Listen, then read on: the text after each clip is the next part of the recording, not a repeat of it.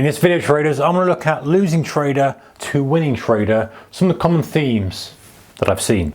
Stay tuned. Hey traders, warm welcome to you. I've had my first 3 months of green, my first year of green, my first quarter of green, my first week of green. In some cases is a milestone for some people. And I go, well, this is so interesting. And I kind of look at some of their posts and go back and think about how they conducted themselves in the Zoom calls and what they said and all this type of stuff. And there's absolutely this common theme that comes through. And whether that is, again, saying someone's just come and say, I've got my first massive week, my best week ever. First time I strung together. The last post we just had was a guy who just strung 3 winning months together in a row. First time ever. Was so pleased with it. And I told you before, the guy coming first green year. All this type of stuff. And it's just like, this is great, it's clicking. And what are they doing? What are these people doing? Because okay, me standing up and saying, hey, this is what I did, it's worked for me, grind, that's one person. But what's more powerful is when I can see all these different characters, all these different traders trading, all these different instruments on different time frames and go, oh, that's interesting. These are all people who were struggling, losing, for want of a better word, and are now winning, or at least on the path to winning, whether you can call a green year a winning trader, or whether you can call a first green quarter. It's the path, right? It's that first step, regardless of how you define it. So something has shifted. And what is it? So these are kind of some of the things that I have noticed from these traders. Number one is they were brutally honest about the situation. Brutally honest. Talked about a Stockdale paradox before. Check that video out. If it's not up yet, make sure subscribe. It's going to be coming up soon. That is very, very, very apt. You might not even know you're doing, but you've got to assess where you are at the moment. And these guys are quite happy to stand up and go, you know what? I'm struggling. It's just not working. I'm prepared to do what I need to do to fix it. That's it.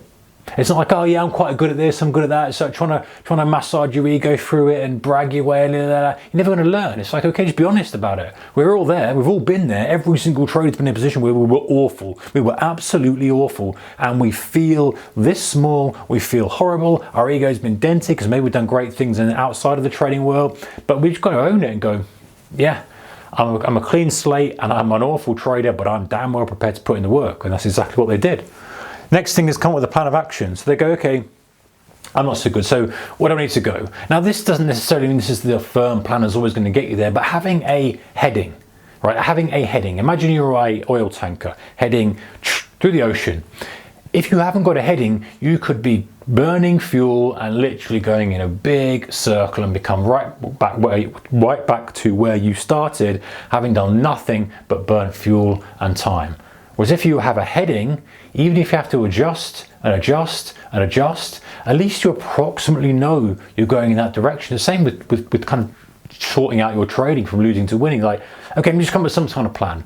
Rough, very brief, fine, but let me come up with a plan. I want to become better at trading this opening trade on the FTSE, or I want to trade that the NASDAQ kind of VWAP trade, or I really want to focus on these high beta stocks, or just something. Just start to get a plan and just start to dial in the heading and start to head in one direction, not that direction, that direction, that direction.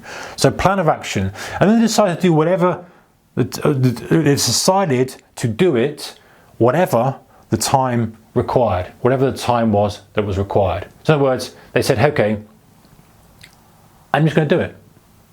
I don't care how long it takes me. It's getting done. And then it just flicks something, because it's inevitable.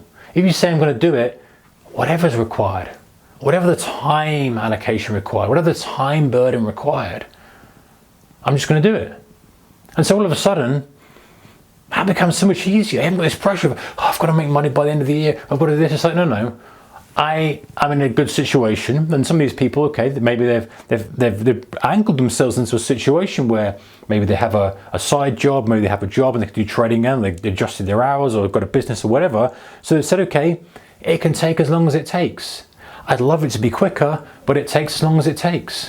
Whatever's required, I'm going to do it. And that just really changes their mindset. They're like, yeah, not been so great this week, doesn't matter. I've got all the time in the world. I'm just going to keep pushing, give it my all, but I don't have a time constraint on me. And that's important. I think that's key. They made small course corrections. So, very often they'd be like, oh yeah, I did really well on this, and all of a sudden it's something else has cropped up. And so Slight little adjustment. Okay, actually, you know what? I need to trade less. I need to just make sure I'm just not trading that instrument, or I need to just do more of this specific technique because I'm good at that. So it's these little adjustments and being honest about it and asking for kind of ideas from other people and support from other people and asking questions and this, that, the other, and doing that when you're making those course corrections. Kept on the right heading. So this comes back to this kind of a plan of action.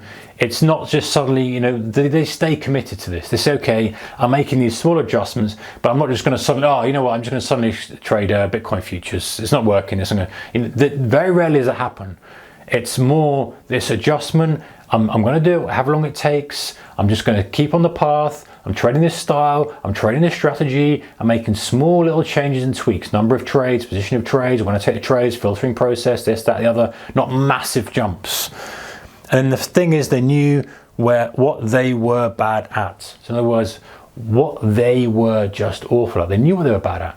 They knew what they were bad at. They were like, okay, I'm poor at this. And so they adjusted for that. They either fixed it and decided to go all in on fixing that a bad attribute, for want of a better word, or they did something to avoid it. And that was key. And I saw that quite a lot with guys. It's like, okay, I'm really struggling with this. So I've tried this, I've done this, and that gets me around that. Okay, next. And so rather than banging your head against this wall of like, I'm always overtrading, okay, I've got this tool and technique to stop me doing that. I do this, this, and this, and this time frame to help me do that. It's just this solution-based approach.